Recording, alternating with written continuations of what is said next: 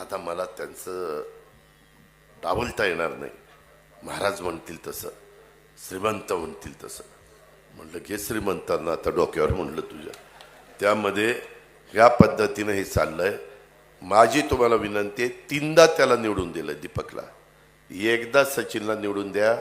नाही ह्याच्या 5 वर्षाच्या काळामध्ये इथली कामं मी बदलून दाखवली. इतर सचिन निवडून आल्यानंतर मला कुणाला परत विचारायचं कारण नाही. राजे हे करू का? काही नाही. त्यांनी मला सांगायचं, रणजितजींनी मला सांगायचं, प्रल्हाद भाऊंनी सांगायचं, शिवरूपनी सांगायचं, डिकेनी सांगायचं, आमची प्रतिभा आहे तिनं सांगायचं. आम्ही करणार. शेवटी काय आपल्याला काय, आम्ही पण ताम्रपट घेऊन जन्माला आलेलो नाही. मला नेहमी वाटतं मिळालेल्या पदाचा संधी, मिळालेल्या पदाचा वापर सर्वसामान्य माणसाचे प्रश्न सोडवण्याच्या करताच करायचा.